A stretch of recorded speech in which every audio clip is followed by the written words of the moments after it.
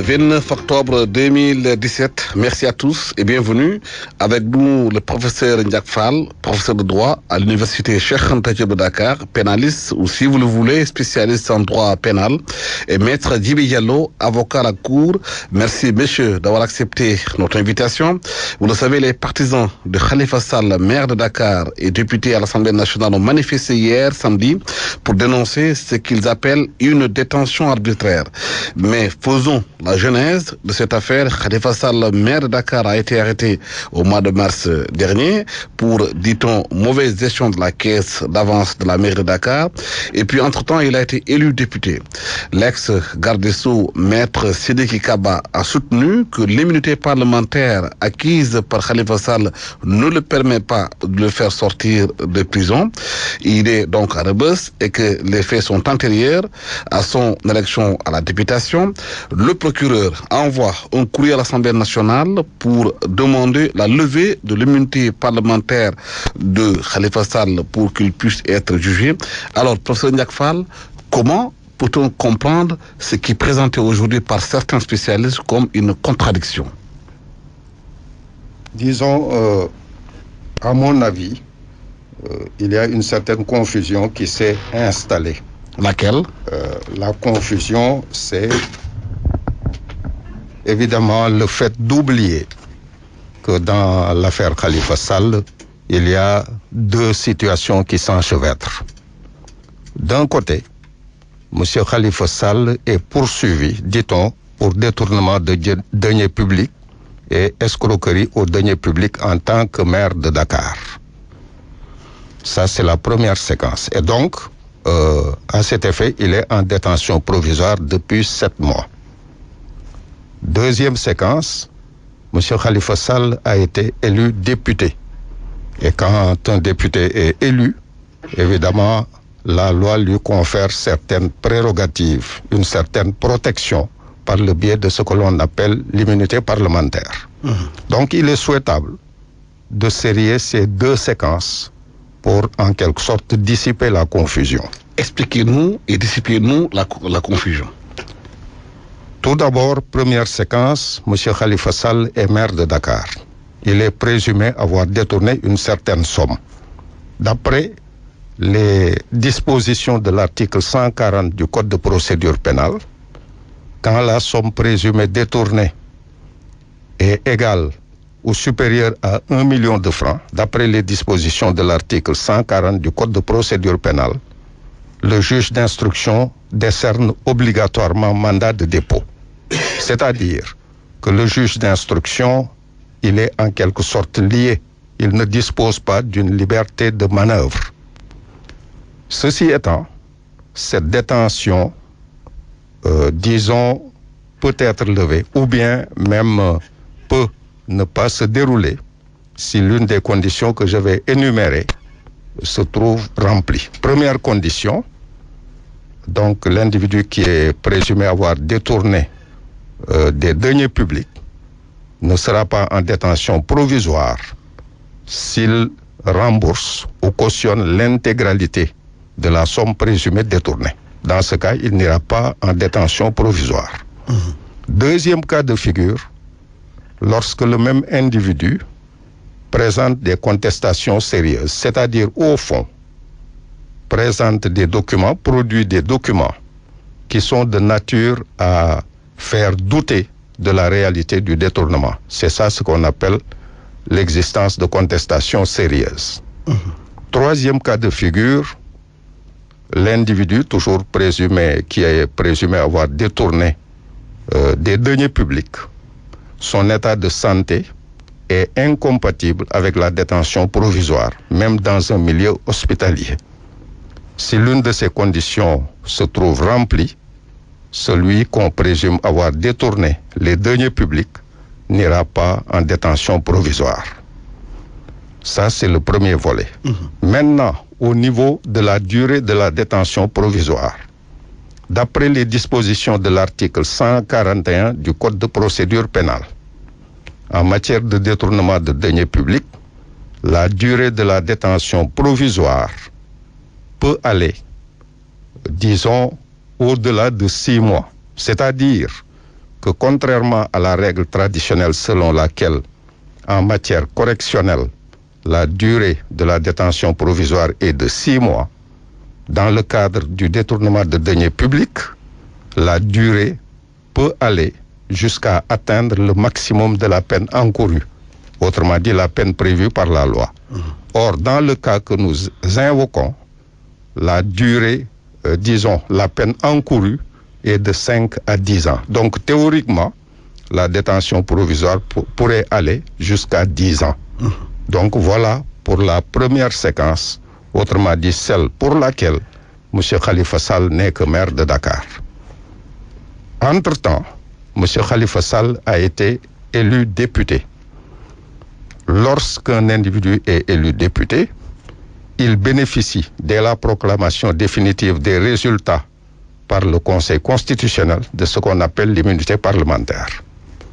Cette notion signifie 2 choses. Tout d'abord, il y a l'irresponsabilité parlementaire qui voudrait que les opinions, les écrits et les rapports produits par le député au sein de l'Assemblée nationale ne puissent pas entraîner des poursuites pénales. Dans ce cas d'espèce, nous sommes en face de ce qu'on appelle une irresponsabilité totale. C'est ça ce qu'on appelle l'irresponsabilité parlementaire. Deuxième définition de l'immunité parlementaire, c'est ce qu'on appelle l'inviolabilité parlementaire. Autrement dit, un député en matière correctionnelle ou criminelle ne peut être poursuivi qu'à la condition que son immunité parlementaire soit levée. Autrement dit, l'immunité parlementaire est un obstacle aux poursuites pénales. Et l'immunité commence à courir dès l'instant où le Conseil constitutionnel proclame définitivement les résultats. Mais dans ce cas de figure aujourd'hui, donc, le procureur est obligé de demander la levée de l'immunité parlementaire de M. Khalifa Sall pour qu'il puisse aller au procès, c'est ça? Ne confondons pas 2 choses. Je demande. Disons, absolument. Autrement dit, dans le cas d'espèce, nous sommes en face d'une situation où le maire de Dakar est en même temps député, c'est-à-dire qu'il est couvert maintenant par l'immunité parlementaire. Ici, l'inviolabilité parlementaire qui interdit à ce qu'on poursuive ou détienne un député sans l'aval de l'Assemblée nationale. Il est vrai, la détention est antérieure à la fonction de député. J'y reviendrai tout à l'heure. Mais ceci étant, comme M. Khalifa Sall est devenu député, évidemment, s'il doit être traduit devant la juridiction de jugement, l'immunité est un obstacle aux poursuites, il faut nécessairement lever la dite immunité. Donc, dire déjà que le procureur veut qu'on lève l'immunité, ça signifie tout simplement qu'on ira devant la juridiction de jugement. Merci Diallo. C'est cette contradiction aujourd'hui pour beaucoup de Sénégalais. Avant, on avait dénié à Khalifa Sall, dès qu'il a été élu député, son immunité parlementaire, en disant oui, parce que ses avocats avaient demandé du moment qu'il a été élu député, il est couvert par l'immunité parlementaire. Donc aucun acte ne peut être pris sans que son immunité ne soit levée. Entre-temps. Mais le ministre de la Justice qui était là, M. Maître Sidiki Kaba, disait que non, ça n'a aucune entrave parce que les faits sont antérieurs à sa députation. Aujourd'hui, le procureur demande qu'on lève son immunité parlementaire pour que la procédure puisse se poursuivre. Le ministre de la Justice, de nouveau, évoque la Constitution en son article 61, en disant que c'est l'article 61 très clair, qu'il faudrait que l'Assemblée nationale lève l'immunité parlementaire de M. Khalifa Sall pour que la procédure puisse se poursuivre. Il y a un problème. Je te remercie, Alassane. Je voudrais d'abord saluer le professeur, qui est un de mes maîtres, donc qui a enseigné les étudiants de ma génération. Et pour en revenir à l'immunité, je voudrais d'abord définir le concept. Parce que c'est un concept d'abord qui existe en médecine.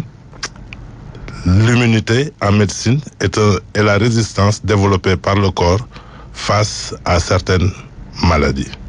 Donc ne serait-ce que dans ce domaine, l'immunité est inconcevable après que la personne soit tombée malade. Donc l'immunité doit être antérieure à la maladie, pour expliquer le concept. Donc il vient du mot latin in, qui est privatif, munus, qui est la charge, la responsabilité. Donc en droit, l'immunité est définie comme des avantages accordés à des personnes au regard de leur statut, n'est-ce pas, et au regard, n'est-ce pas, du travail, de la responsabilité qu'ils exercent. En matière diplomatique, l'immunité existe. C'est des avantages qui sont accordés aux diplomates et à leurs familles durant leur séjour. Ces avantages tiennent à l'extéritorialité, à l'immunité d'exécution, à la valise diplomatique, etc. Pour le cas qui nous intéresse, qui est l'immunité parlementaire, qui est une garantie qui est accordée au député afin de lui permettre d'exercer son mandat sans contrainte en le mettant à l'abri des poursuites. Maintenant, c'est l'article 61 de la Constitution qui est le siège de la question. Cette disposition prévoit, n'est-ce pas, des cas précis. Donc je reprends l'article 61, dont le premier alinéa est ainsi conçu. Aucun membre du Parlement ne peut être poursuivi, recherché, arrêté, détenu ou jugé. Jugé, c'est le premier alinéa, à l'occasion des opinions ou votes émis par lui dans l'exercice de ses fonctions. Ce cas ne nous intéresse pas. Aucun membre, l'alinéa 2, aucun membre du Parlement ne peut, pendant la durée des sessions, être poursuivi ou arrêté. Vous voyez, l'alinéa 2 se limite simplement à l'arrestation et à la poursuite.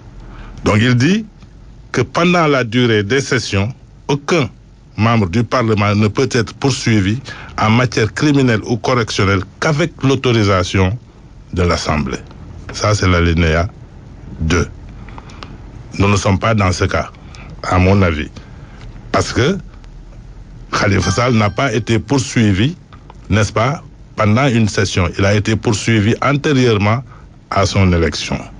Le troisième alinéa dit, le membre du Parlement ne peut, hors session, maintenant c'est hors session, être arrêté qu'avec l'autorisation du bureau de l'Assemblée dont il fait partie, sauf en cas de crime ou de délit flagrant, tel que prévu par l'alinéa précédent ou de condamnation pénale définitive. Nous ne sommes pas également dans ce cas, parce que Khalifa Sall n'a pas été poursuivi hors session, n'est-ce pas? Les faits sont antérieurs, n'est-ce pas, à son mandat.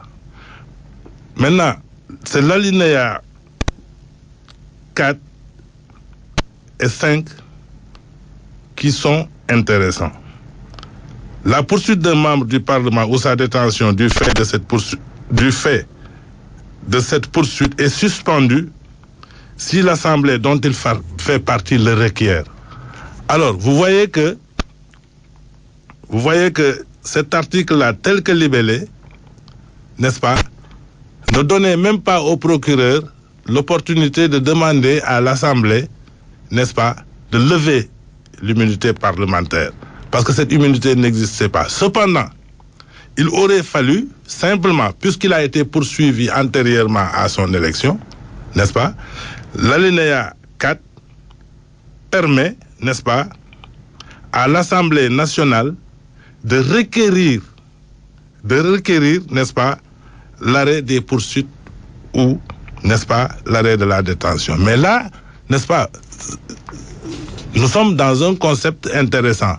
Parce que l'initiative, n'est-ce pas, de la main levée du mandat, de la demande de la main levée du mandat de dépôt doit revenir, n'est-ce pas, à l'Assemblée nationale. On dit, ce n'est même pas le bureau, mais on dit que l'arrêt des... je reprends. Donc, en termes clairs, aujourd'hui, l'Assemblée nationale peut demander l'arrêt des poursuites contre Khalifa Sall. L'Assemblée nationale peut le demander. Parce que l'article dit, la poursuite d'un membre du Parlement ou sa détention, n'est-ce pas, du fait de cette poursuite est suspendue si l'Assemblée dont il fait partie le requiert. Vous voyez. Donc, en l'espèce, je ne crois pas que l'Assemblée nationale ait demandé, n'est-ce pas, l'arrêt des poursuites contre Khalifa Sall. Oui, mais professeur, il y a quelque chose d'assez intéressant dans une question subsidiaire. Est-ce qu'il n'y a pas un vide juridique dans ce cas d'espèce? D'autant plus que c'est la première fois qu'une personne en détention provisoire est élue député. Si vous voulez, on peut considérer qu'il peut s'agir d'une première, c'est-à-dire... C'est une première dans les annales de l'histoire juridique du Sénégal, qu'une personne soit arrêtée, mise en prison, en même temps qu'elle a été élue députée. Disons, je ne peux pas être catégorique, mais il me semble que c'est une première, sans être catégorique. Est-ce qu'il y a un vide juridique donc dans Non, vide juridique, c'est trop dire. C'est une question. Non, il n'y a pas de vide juridique. Pour en revenir au développement de Maître Diallo, il est vrai, disons, les faits qu'on impute à M. Khalifa Sall sont antérieurs à la députation. Mais croire que ces faits antérieurs ne puissent pas, disons, être jugés à l'aune de l'immunité parlementaire, ce serait commettre une erreur, puisque tout simplement, nous sommes dans une procédure qui n'est pas encore terminée. Si jamais la procédure était terminée, soit dans le sens d'une condamnation ou d'une relaxe définitive, on n'en aurait pas parlé. Mais il se trouve que M. Khalifa Sall, incriminé en tant que maire, a revêtu entre-temps, disons, le manteau du député. Et avec son immunité. Absolument. Et donc, dans ce cadre, l'immunité, c'est une forme de protection. Elle est destinée à protéger le mandat parlementaire, c'est-à-dire à permettre aux députés d'exercer en toute dignité sa fonction, sans pour autant qu'il y ait une entrave de l'exécutif ou même à la limite du judiciaire. Ceci étant donc, c'est une manière d'assurer aux députés un libre exercice de sa fonction. Partant de là donc, dans le cas d'espèce, le jugement n'est pas encore intervenu. Nous en sommes au stade de l'instruction. Et il m'est arrivé de dire qu'à ce stade, deux possibilités se présentent. Soit, à la lumière de ces investigations, le juge d'instruction estime que les faits mériteraient, disons, l'attraction de M. Khalifa Sall devant le juge répressif. Dans ce cas, il va décerner une ordonnance de renvoi devant la juridiction compétente, c'est-à-dire le tribunal de grande instance de Dakar. Ça, c'est le premier cas de figure. Et dans ce cas, puisque M. Khalifa Sall est devenu député, il faudrait nécessairement lever la dite immunité. Deuxième cas de figure, M. Khalifa Sall, disons, le juge d'instruction estime que les choses, disons, il n'y a pas de charge suffisante. Dans ce cas d'espèce, il va décerner une ordonnance de non-lieu et en principe, M. Khalifa Sall devrait recouvrer sa liberté. Ceci étant maintenant, comme l'a dit M. Diallo, l'initiative de demander la levée de la détention provisoire ou la cessation des poursuites incombe à l'Assemblée nationale. Parce que tout simplement, dès l'instant que le député est élu, il bénéficie de la dite immunité, qui est un obstacle aux poursuites pénales. Est-ce que dans le cas de figure du Sénégal, où on sait aujourd'hui que l'Assemblée nationale appartient à la majorité qui est au pouvoir, et nous sommes dans un système très politisé au Sénégal, est-ce que vous pensez que cette Assemblée nationale-là va demander l'arrêt des poursuites, la détention provisoire de Khalifa Sall? À mon avis, ce serait une erreur de la dite Assemblée que de se refuser à prendre l'initiative de demander la levée de la détention provisoire. Je m'explique. Pourquoi ce serait une erreur? Ce serait une erreur parce que tout simplement, si l'Assemblée estime que M. Khalifa Sall est un opposant et qu'il ne devrait pas bénéficier des prérogatives de protection que lui confère la loi, à mon avis, c'est une manière pour l'Assemblée de saper sa propre autorité. Parce que tout simplement, si l'Assemblée se permet de faire la sourde oreille, c'est-à-dire au fond, de dire nous faisons comme si de rien n'était. Donc au fond, cette fameuse protection, elle n'est que théorique, elle n'est pas réelle. Dans ce cadre, il m'est arrivé de le dire ailleurs, au moment du jugement, l'Assemblée serait dans l'obligation de lever l'immunité parlementaire. Se refuser à reconnaître que déjà Khalifa Sall bénéficie de l'immunité parlementaire et par la suite lever la dite immunité, ça me paraît quelque peu contradictoire. Autrement dit, ce serait pour l'Assemblée actuelle une manière de saper sa propre autorité, puisqu'elle semble, en évitant de demander, je dirais même, puisque la demande ici, si l'Assemblée le requiert, cette demande est une injonction au judiciaire, c'est-à-dire le juge doit s'y plier. Il est tenu. Absolument, dans la mesure où l'immunité parlementaire revêt un caractère d'ordre public, c'est-à-dire qu'il s'impose à tous. Et donc, le député n'a pas la prérogative d'enlever par lui-même cette fameuse immunité.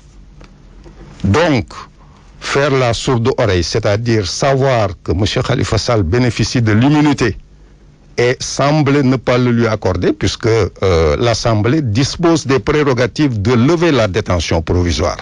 Si elle s'y refuse et que par la suite, elle accepte la levée de la dite immunité, je le répète, elle fausse sa propre autorité. Est-ce qu'il y a des cas de similitude entre cette affaire Khalifa Sall et l'affaire Barthélémy Diaz qui a été mis en prison? Non, je crois. Il n'était pas député avant, et entre-temps a été élu député, qu'on a demandé la levée de son immunité parlementaire. Je crois que c'est similaire. C'est à peu près similaire. Mais je crois que aussi on ne peut pas forcer à l'Assemblée nationale de prendre l'initiative de lever l'immunité. Je voudrais revenir... Il parle si l'Assemblée refuse, fragilise elle-même ses propres prérogatives. Voilà. Demain, notre député, c'est là où... un autre député à l'Assemblée nationale peut être dans le même cas. C'est là où le concept est intéressant. Parce que s'il y a des poursuites et qu'on demande à l'Assemblée nationale, n'est-ce pas, de prendre l'initiative de demander l'arrêt des poursuites, ça veut dire que l'immunité n'existe pas. Pourquoi? Parce que si l'immunité existait, il n'aurait pas été nécessaire qu'on demandât à l'Assemblée nationale, n'est-ce pas, de requérir l'arrêt des poursuites. Vous voyez? Donc, il faut distinguer, parce que la doctrine va plus loin. Elle dit que les faits et gestes qui doivent être protégés doivent avoir été exécutés pendant la fonction. Parce que aussi, dans une république qui se respecte, dans une démocratie qui se respecte, je pense qu'il est inadmissible, n'est-ce pas, qu'on veuille théoriser une immunité absolue vis-à-vis des hommes politiques. Et je pense que même moralement, c'est inacceptable. Pourquoi? Parce qu'on ne peut pas vous reprocher, en tant qu'homme politique, vous voulez briguer le mandat des Sénégalais, vous voulez être le président de la République du Sénégal. Je ne rentre pas dans des concepts de présomption d'innocence ou tout ça. Mais ne serait-ce que pour avoir, n'est-ce pas, la confiance des Sénégalais, n'est-ce pas, vous devez exiger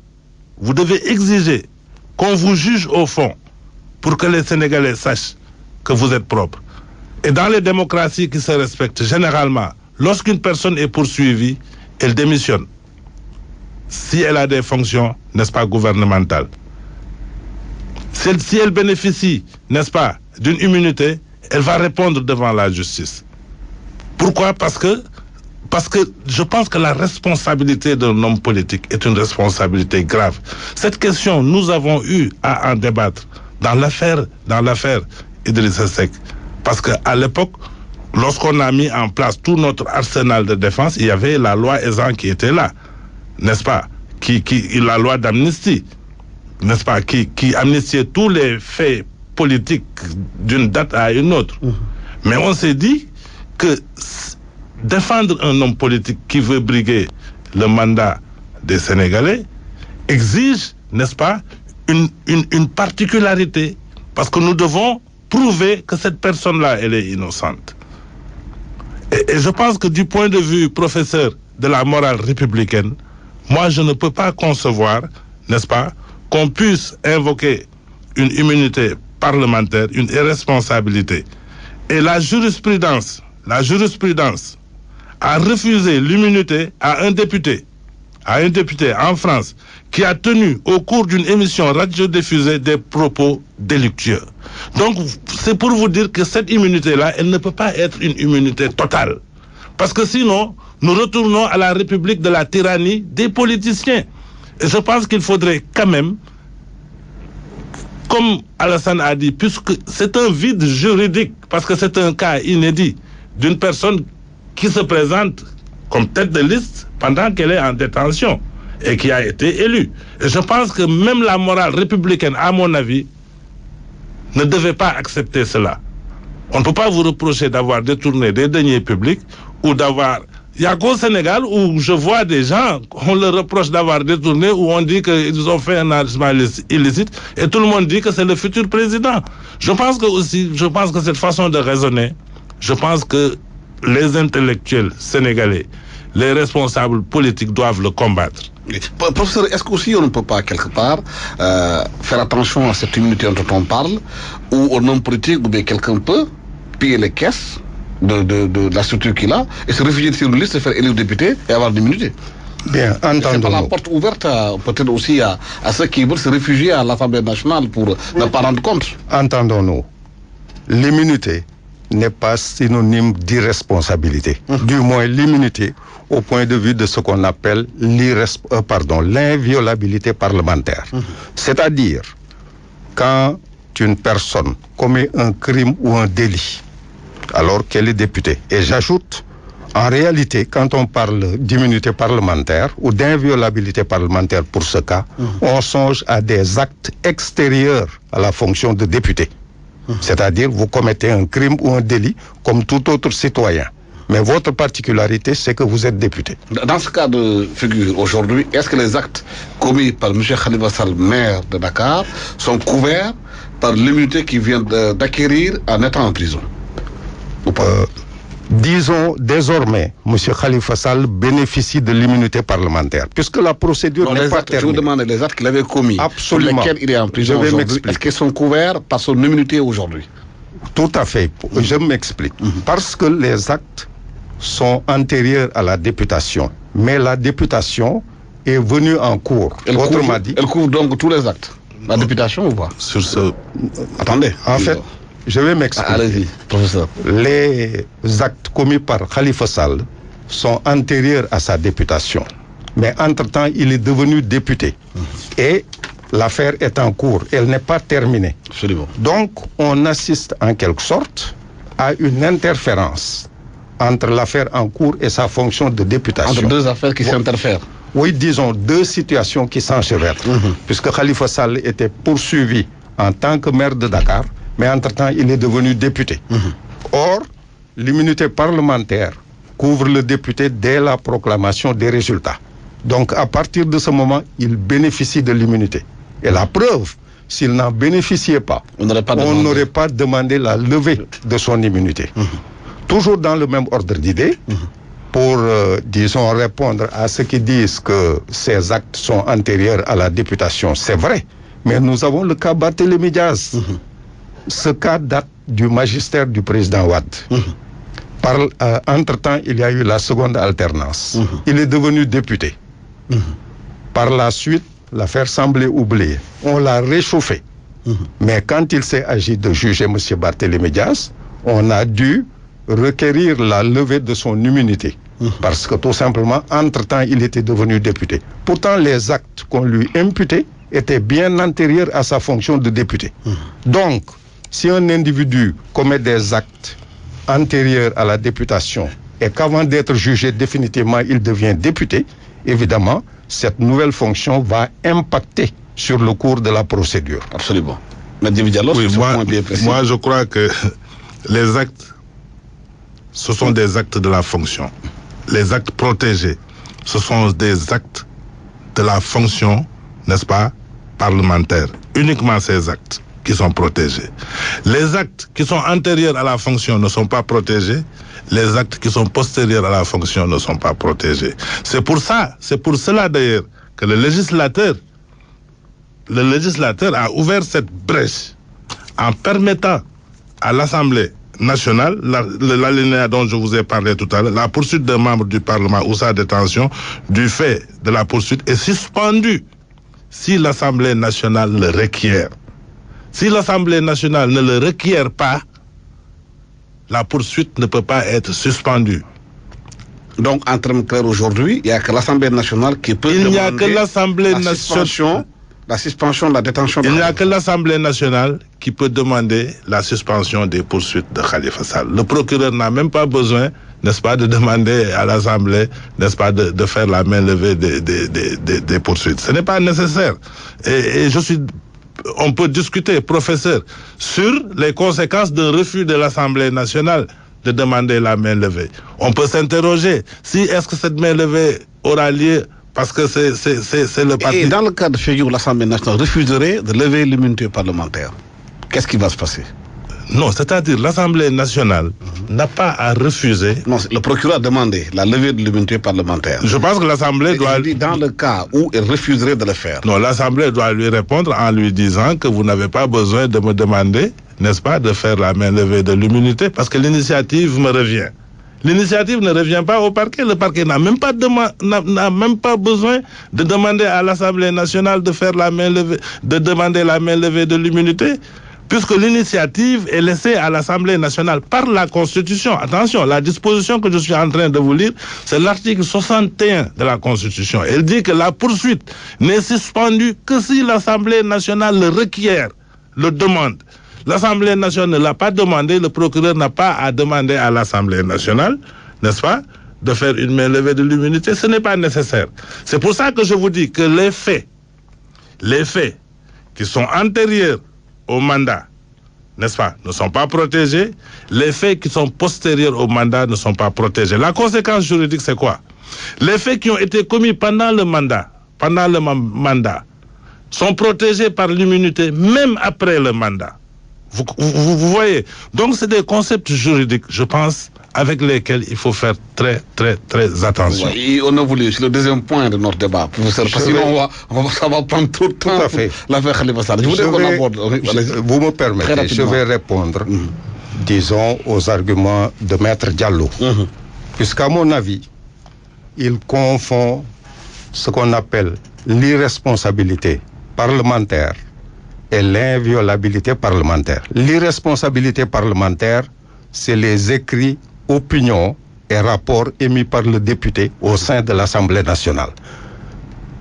Ils font, disons, l'objet d'une impunité totale, même après la législature. Par contre, quand nous sommes dans l'inviolabilité parlementaire, le député commet un crime ou un délit. Il doit être poursuivi. Tant que l'immunité, l'inviolabilité parlementaire n'est pas levée, évidemment, c'est un obstacle aux poursuites pénales. J'ajoute, ces actes peuvent être antérieurs à la fonction de député, pourvu que la députation soit intervenue entre-temps et que l'affaire n'est pas encore terminée. Ceci étant, il est évident que les actes postérieurs à la fonction de député ne peuvent pas être couverts dans la mesure où l'individu en question n'est plus député. Absolument. Mais professeur, à contrario, professeur, vous avez dit que je fais une confusion. Je ne fais pas de confusion, professeur. Je distingue ces actes, n'est-ce pas, qui sont les écrits, n'est-ce pas? Pour ces actes-là, l'alinéa dit que le député ne peut même pas être jugé. Vous comprenez? L'alinéa 2 dit que les actes, n'est-ce pas, qui sont commis hors session, n'est-ce pas, ne peuvent faire l'objet de poursuites qu'avec une levée de l'immunité parlementaire. Les actes commis pendant la session, c'est l'Assemblée qui lève l'immunité. Hors session, c'est le bureau qui lève l'immunité. Et l'alinéa 3, qui dit que les poursuites qui ont déjà été engagées ne peuvent être suspendues que si l'Assemblée le requiert. Ça veut dire que ces poursuites-là ont pu être engagées avant le mandat du député, n'est-ce pas? Les deux cas dans lesquels le député peut être poursuivi sans qu'on ne lève son immunité, c'est lorsque les faits ont eu lieu avant le mandat et en matière de flagrance. Et dans ces deux cas, pour que les poursuites soient arrêtées, il faut que l'Assemblée nationale le requiert. C'est ça que je suis en train de dire. Donc je pense que de ce point de vue, c'est très clair. Et comme j'ai dit, moi je pense que moralement, c'est cette conception qui est plus acceptable pour les hommes politiques qui ne peuvent... La dernière fois, vous avez vu l'ouvrier qui a dit que nous ne bénéficions pas de l'immunité ouvrière. Je pense qu'il y a quand même un respect qu'il faut avoir, n'est-ce pas, pour les autres détenus, qui fait que l'homme politique ne doit pas invoquer, n'est-ce pas, ce genre de choses pour échapper, n'est-ce pas, à la justice. Pour progresser, cette semaine, vous me permettez.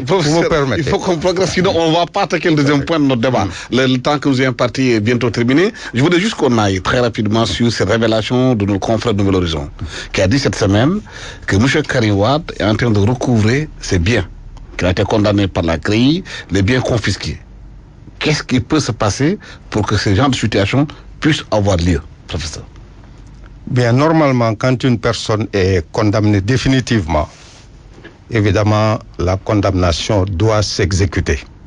Sauf s'il y a des mécanismes extrajudiciaires qui interviennent pour paralyser la dite condamnation. Extrajudiciaire, ça veut dire quoi? Ce que j'entends par négociation? Non. Ce que j'entends par extrajudiciaire, c'est qu'il y a deux mécanismes.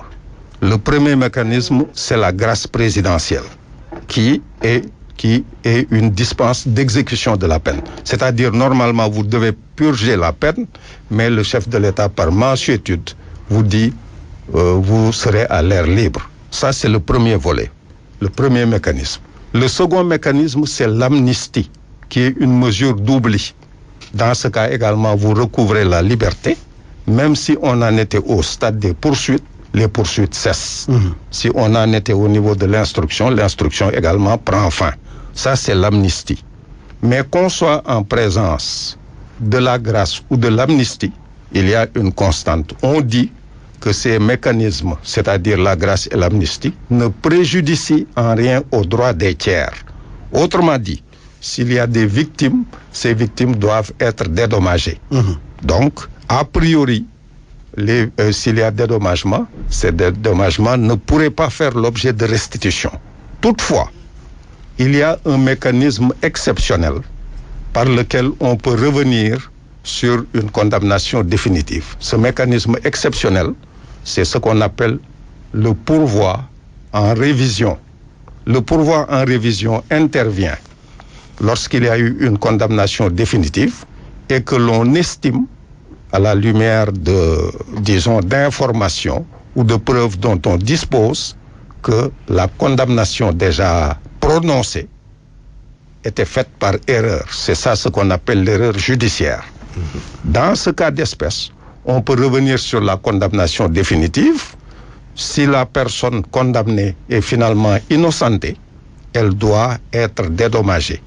Et cette procédure est de la compétence de la Cour suprême. Normalement, elle peut être intentée soit par le procureur de la République ou bien par la victime, c'est-à-dire la personne condamnée injustement.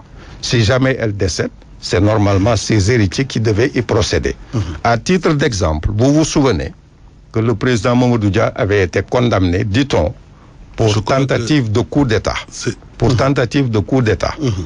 Par la suite, lors de l'avènement du président Wade, celui-ci avait initié une procédure pour le pourvoi en révision. Cette procédure n'a pas connu la fin souhaitée parce que tout simplement, le président Senghor est décédé entre-temps et le président Mamadou Dia lui-même n'avait pas souhaité que ce procès, ce pourvoi en révision poursuive son cours. Et dans ce cas de figure, non, je crois que le professeur est en train de parler des dispositions pénales du jugement, alors que vous êtes en train de poser vous êtes en train de parler des dispositions civiles.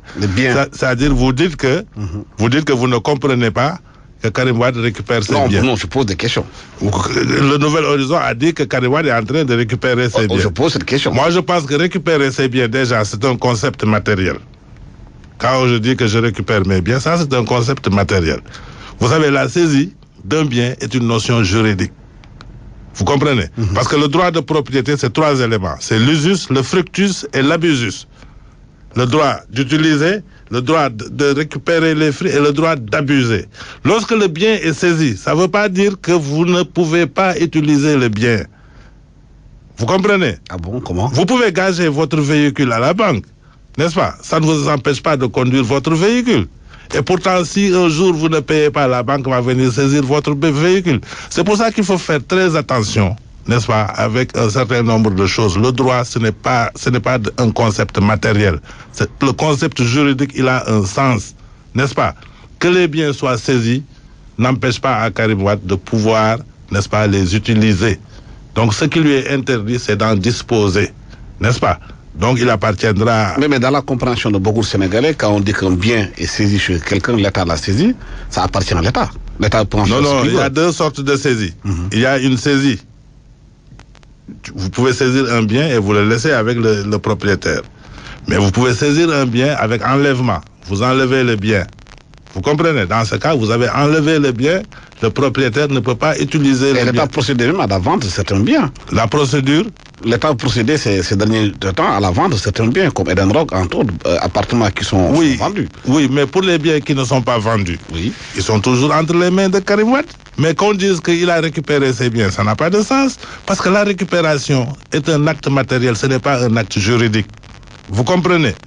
Donc moi, je pense qu'il faut faire très attention par rapport à un certain nombre de manipulations, n'est-ce pas, de concepts, que certains gens ne maîtrisent pas et qu'ils utilisent, n'est-ce pas, pour semer la confusion dans l'opinion publique. Et je trouve que ça, c'est pas bien. C'est ça qui nous a amené aux événements du 23 juin, n'est-ce pas, durant lesquels on a failli brûler le pays, alors que Karim Wade ne pouvait même pas être candidat du fait du concept de, n'est-ce pas, de la... comment on appelle ça? Le concept de la parité, n'est-ce pas? Parce que si le PDS avait un candidat homme, c'est une femme qui devait être deuxième sur la liste, parce que le concept disait que pour tous les postes électifs, il faut respecter la parité. Je pense qu'il faut que les gens, moi, à mon avis, reviennent, n'est-ce pas, à l'essentiel. Qu'on arrête de manipuler des concepts qu'on ne maîtrise pas, qu'on arrête de tromper l'opinion publique. Et ça peut nous conduire, n'est-ce pas, à des dégâts. Mais vous êtes là pour l'expliquer. Oui, mais nous, on n'a pas souvent la chance d'expliquer tout le temps. Les politiciens ont plus de chance que nous, n'est-ce pas, de communiquer, n'est-ce pas? Ce qui fait que même par rapport à ce qui se passe, l'immunité parlementaire, l'anonymat, je pense qu'il faut que les gens laissent aux professionnels le soin de régler ce genre de questions. C'est pour cela qu'on vous invite, vous professionnels, avec le professeur Ndack Fall qui est là. Professeur, pour aller au dernier point de notre débat, c'est par rapport à cette guerre qu'on a senti entre les services de renseignement français et américains sur le supposé attentat programmé, entre autres. Est-ce que le Sénégal ou l'Afrique de l'Ouest est devenu un terrain de jeu aujourd'hui des services de renseignement occidentaux? La réponse est affirmative, parce que, vous le savez, il y a eu un certain nombre d'événements qui ont fait que, disons, le terrorisme est devenu une psychose. Et donc, dans ce cadre précis, surtout que les pays occidentaux sont les plus exposés, je ne dis pas que d'autres ne le sont pas, mais les pays occidentaux sont les plus exposés. Donc, comme nous sommes dans un village planétaire et que ces occidentaux disposent de certains moyens, ils veulent essayer d'éradiquer ce fameux fléau. Et donc, ils songent un peu à utiliser leurs tentacules partout pour que ce fléau soit éradiqué. Donc, c'est tout à fait normal qu'on comprenne qu'il y ait une guerre de positionnement, une guerre de logistique, etc. dans ce domaine. Et le Sénégal n'échappe pas à cette règle.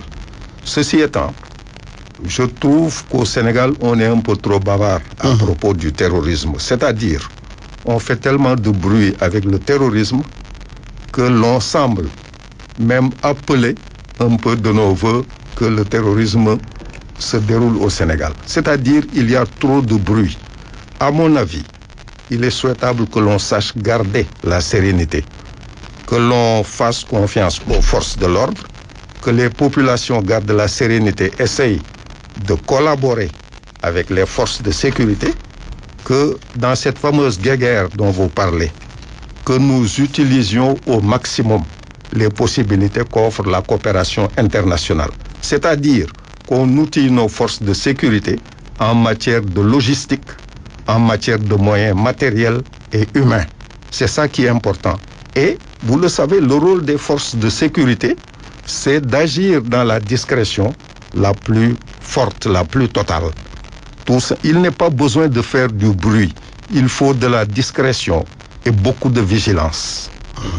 Nadib Diallo, dans cette affaire, on a entendu l'ambassade des États-Unis parler, on a entendu les Français démentir cette information, mais le silence total pratiquement du gouvernement par rapport à ça. Oui, moi je pense que cette communication nous dessert. Je pense qu'il y a des choses, on peut les gérer à certains niveaux sans qu'on ait besoin, n'est-ce pas, de les amplifier. L'ambassadeur de France au Sénégal en parle partout. Mais ça nous dessert. Par exemple, la destination Sénégal va en pâtir. Je pense qu'il y a un certain nombre de choses, franchement, qu'on peut gérer, n'est-ce pas, à des niveaux déterminés. Qu'il s'agisse de l'ambassade des États-Unis ou de la France, je pense qu'il y a des menaces de terrorisme, il y a des manières de gérer ça. Vous comprenez?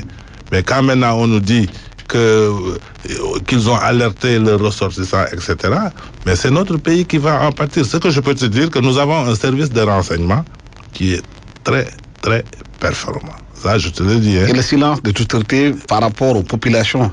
Vous savez, le silence, parfois, il peut être beaucoup plus éloquent, n'est-ce pas, que la parole. Il y a des silences qui parlent. Je pense que par rapport à, comme le professeur a dit, tout à l'heure, il dit qu'on en parle tellement que c'est comme si on souhaitait. Vous voyez, c'est peut-être cela qui justifie le silence des autorités. Je pense que c'est une question qu'il faut gérer avec beaucoup, beaucoup de sérénité, la question du terrorisme. Parce que parfois en parler, je trouve que c'est pas bien. Parce que nos pays voisins en sont victimes. Bon, Dieu nous a protégés jusque-là. Je pense qu'il est de la responsabilité de chacun d'entre nous de faire preuve de beaucoup de hauteur. Vous comprenez? Et moi, je pense que même la France, l'ambassadeur de la France et des États-Unis, je pense qu'ils n'ont pas à en faire une communication à outrance. Ils peuvent s'adresser. Il y a une menace. Ils n'ont qu'à s'adresser au service de renseignement du Sénégal qui règle le problème sans. Ils savent d'où vient la menace. Je pense que parfois aussi, c'est des prétextes qui sont utilisés, n'est-ce pas, pour l'ingérence, n'est-ce pas, pour justifier l'ingérence dans nos pays. Je suis désolé. Oui, récemment, il y a une dépêche de l'agence France-Presse qui dit qu'avec Raqqa qui est tombé en Irak, où aujourd'hui l'État islamique est affaibli, que cet État islamique a décidé de faire de l'Afrique de l'Est et de l'Ouest aujourd'hui des bastions ou bien des moments où ils peuvent s'installer pour semer la zizanie. On voit en Somalie l'attentat qui a fait plus de 300 morts, hier encore 18 morts en Somalie. Est-ce que nos États sont assez préparés pour faire face à ces situations-là, ou bien est-ce que ce n'est pas un prétexte pour ces pays occidentaux de venir davantage s'installer dans nos pays? De toute façon, il est souhaitable que le Sénégal fasse preuve de vigilance. Au point de vue interne tout d'abord. Parce qu'il faut l'avouer, à la limite, nous avons notre propre terrorisme. Ce que j'entends par